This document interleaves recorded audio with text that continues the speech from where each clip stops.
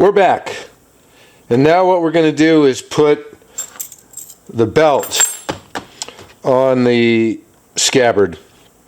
So I've made this mock-up. I think what I'm going to do is I have this white leather that's going to be used for the belt. I'm going to take a 1-inch belt and lace it through the scabbard. What I'm doing now is made a mock-up to test the lacing pattern. This is the same width. It's not necessarily the same thickness, but I don't care so much about that as long as it's close. What I'm worried about is the width. So what I plan to do is take this 1-inch strap that comes off the belt, split it. Half will lace through the leather cover of the scabbard, and the other 1/2 inch will wrap around the scabbard. So what I've done with this mock-up is, since this is a 1/2 inch strap, I've actually made this measurement 5/8 inch wide, and I've cut 1/4 inch slits. Then this section is actually 5/16 inch wide. Then it's back to 4/16, 5/16, 4/16, 5/16, and let's lace it up and see how that works. Now, the leather comes in at a tangent to the front of the scabbard. So the first slit is right here. Not on the side, but a little higher up. So let's go ahead and try. First, let's open this up so I can get the strap through. So here's what I'm talking about. These little straps are 4/16 inch wide, and the gap between them is 5/16 inch wide. Now I'm just going to work this and stretch out this leather to see if I can get the strap to go through. It might help if you wet this leather. Okay, like I said, the leather comes in at a tangent to the front of the scabbard. So looks like, since I made this I think it was 5/8 inch.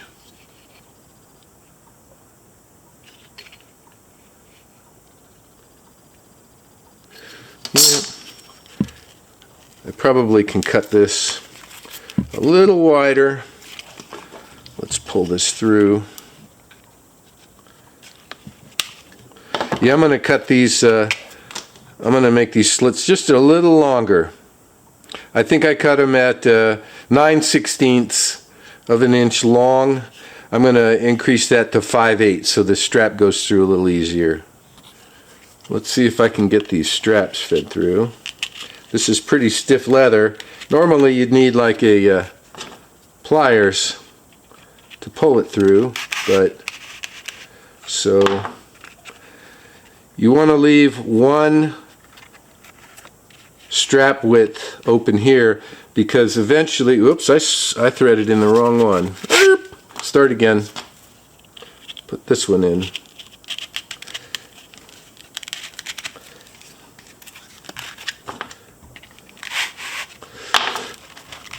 Because eventually this is going to wrap around the back and come over the top here and through this gap right here, and that'll hold this down.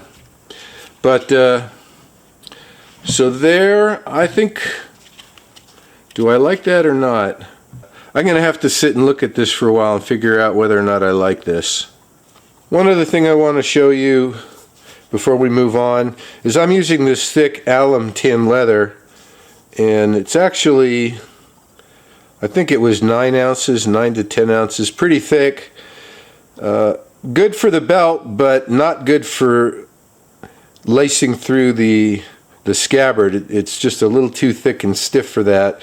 So what I do is I actually take it to the belt sander. And if you can see here, this piece, I've actually sanded it down thinner. You can see the difference in the thickness. And with the belt sander, you can thin this out.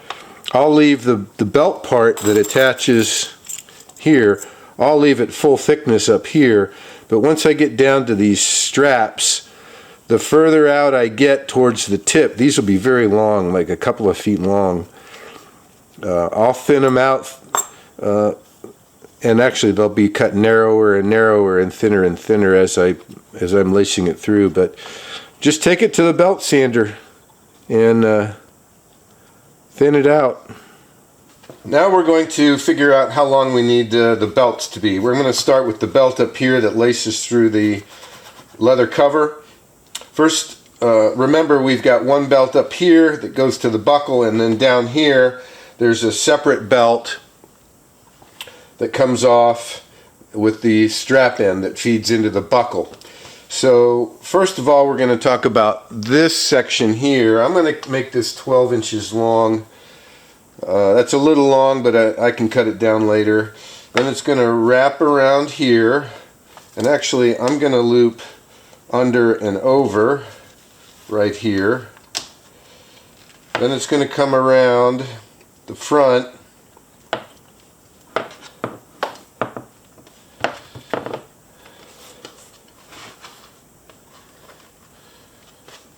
here, and it'll probably just tie off. Oh, I can bring it around here and tie a knot below and just let it dangle. So let's say that long. So if I take off 8 inches, so this is 18, 36, 46 inches long. Now we have to consider that was the one, remember it comes down in splits, so let's look at the other split. So this one is going to split off here, come down, and it'll probably be used to tie off the belt here. So let's add about that much, and then it's going to come around, tie a knot. So I'd say the same for both sides. So let's go ahead and cut a piece of white leather out for this belt, 1 inch wide, with a 12-inch leader, and we'll go from there. All right, I'm cutting the slits. One of the things that I've done was I measured from this end to this end. You can see here, this is actually not centered. It's kind of shifted right. So what I've done is I've measured from this edge to this edge, and I shifted it back onto the center. And that's what I'm cutting now. Measuring and cutting very carefully. You want to do this in one cut so that you get nice clean edges.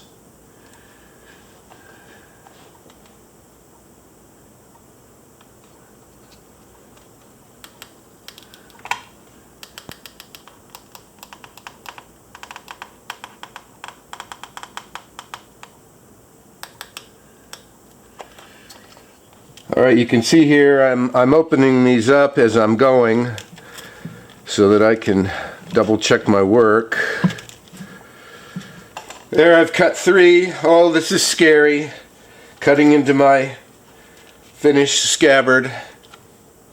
The closer you get to finishing, the scarier it gets, because if you screw up, you've screwed up all this work. So let's just continue cutting, see what we come up with. Well, there, I've cut it. I did not manage to get it perfectly centered. I screwed up, but hey, it is what it is. I want to show you one more thing here. Let's get a close-up. Remember in a couple of videos ago I said you need to save some of your dye, and that's because, let me pull this out, you probably see it easier.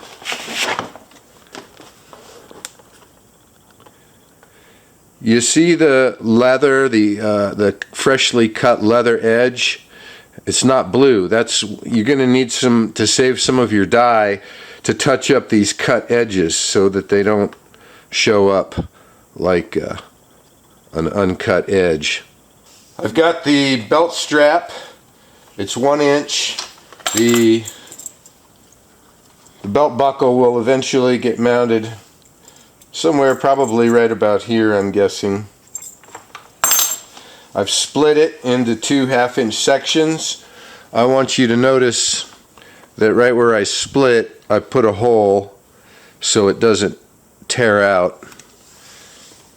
So let's tuck this underneath to get it out of the way. So this is going to get laced through here. It's going to come around. I'm going to have it go under and over, actually.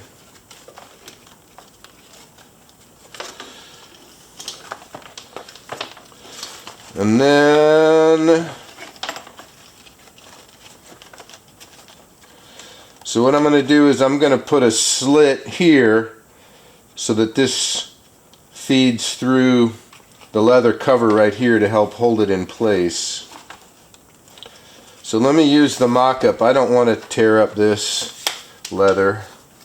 So let's feed this through.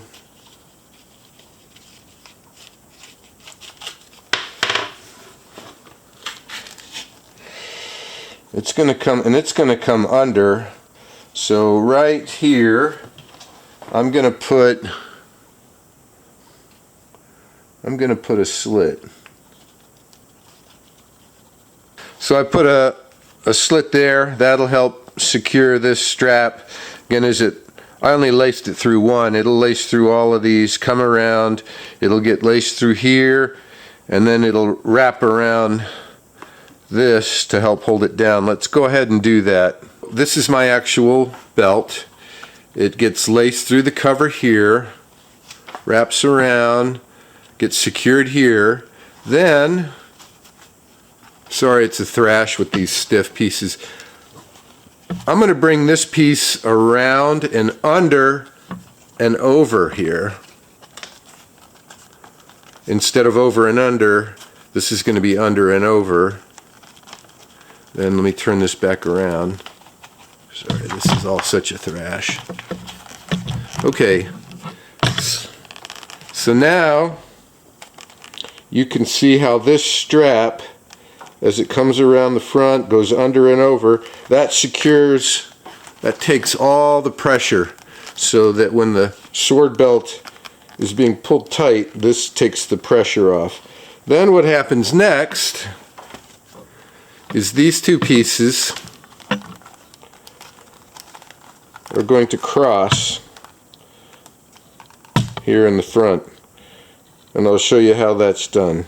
Alright, so here's how we crossed them in the middle. First, I figured out that where I wanted these two ends to end up. So I said, oh, like a 3/8 or 1/4 inch up from the riser. That gave me this angle. I cut a slit in this strap. I actually narrowed this strap down from 1/2 inch to a 1/4 inch, so it would go through here. Then I measured where this slit was on the leather cover, and I cut out a little piece there. I slowly stretched it out until I could get this piece through. So here's where we're at now. So this piece comes around through here, loops under and over. I thinned it out from 1/2 inch to a 1/4 inch. I brought it through and they crossed. I've taken some dye and I've touched up the edges. I've put a temporary placekeeper strap through here. I wetted the leather, and now I'm just going to go through and burnish these, make it look pretty.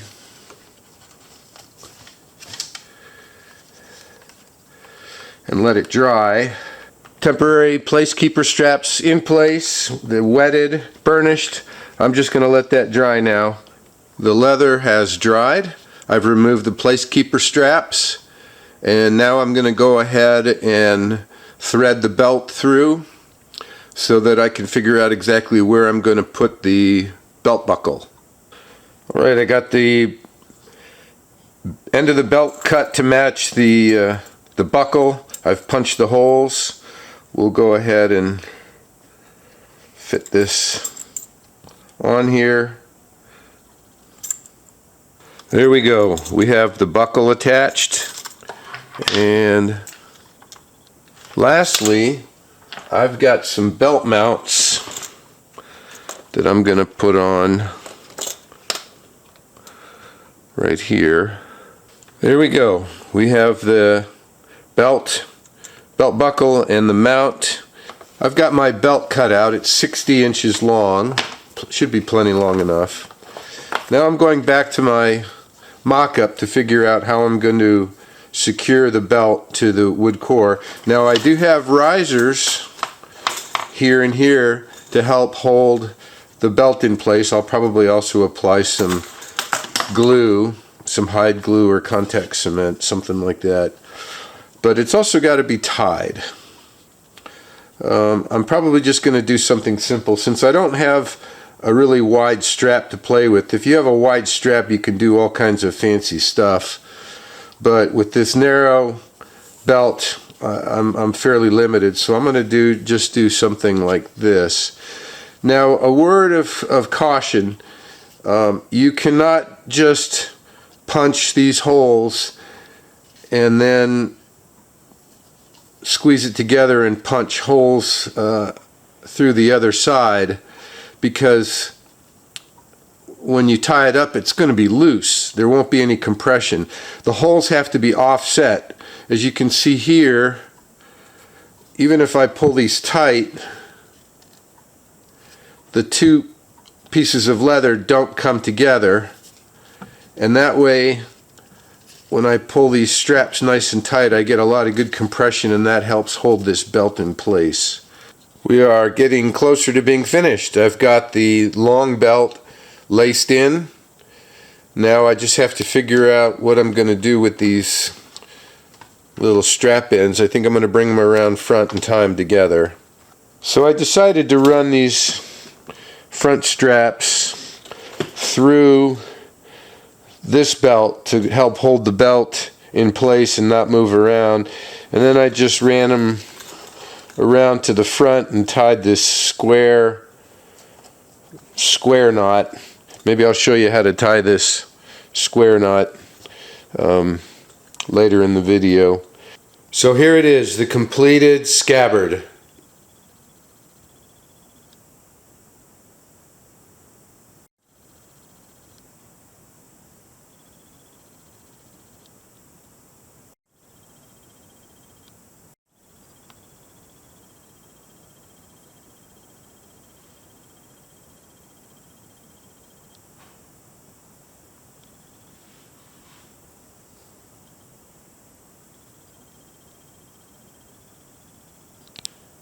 Alright, this scabbard build is complete. It's ready to be delivered to the customer. I just want to remind you that I'm an amateur and this is my way. I'm self-taught. There's probably better ways to do this, but I've never gotten any professional instruction from the pros. So take what I say with a grain of salt. What other information can I give you? Little tidbits of advice. This white alum tan is very difficult to work with. White leather gets dirty pretty easy, so you really don't want to work with white alum tan unless you absolutely have to. This distance here from the sword belt to the top of the throat of the scabbard, you don't want to make this too tall. This is almost too tall here.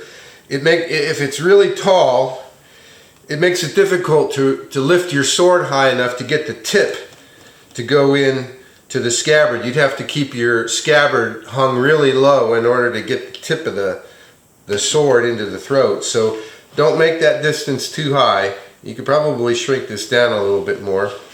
This distance here between this belt and this belt, this distance determines how canted off the vertical your scabbard will go when you tighten the sword belt. This is a pretty far distance, and I did this because I know the gentleman who's going to get this scabbard likes his swords to be more towards the horizontal than the vertical, so I spread the two belts out a little further than normal so that when he tightens the belt he gets the scabbard canted pretty high. This little blue strap here, I didn't cover much when we were in the process, but if you make that too narrow, when you're pulling it up and stretching it to get the strap through, you can break it. So you want to make this strap, you want to keep it wide, but if you keep it wide, it's difficult to pull it through the slit in this strap. So you've got to find a balance. You may have to extend the slit further so that you can spread it wide enough to get the strap through. You just have to play that one by ear. What else can I tell you? I guess that's about it. It didn't turn out the way I wanted. For instance, these belt mounts, I wanted to put one here, but I forgot, and it's already too late. So, oh, one other thing I should cover. You may have noticed that I made this scabbard kind of on the fly. Not a whole lot of plan, except in my head. When you're doing it, you probably want to maybe write it down and have a drawing that you can refer to. There's another completely way of making these scabbards, and that is to cut all the leather out.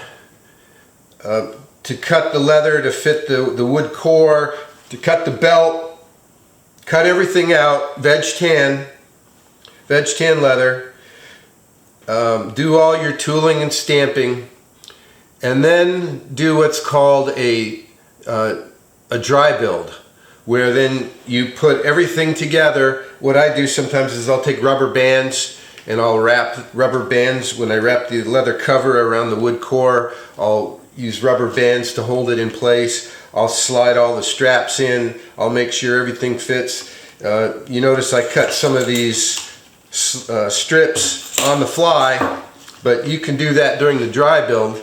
Get everything all set, then you tear it apart, dye the leather, and then put it all together. I didn't do it that way for various reasons, but that's something to consider is doing a dry build. You got to get everything cut and fit perfect before you start your dyeing in the final assembly. So that is about it. This ends this video series on making scabbards, and you are on your own now, suckers!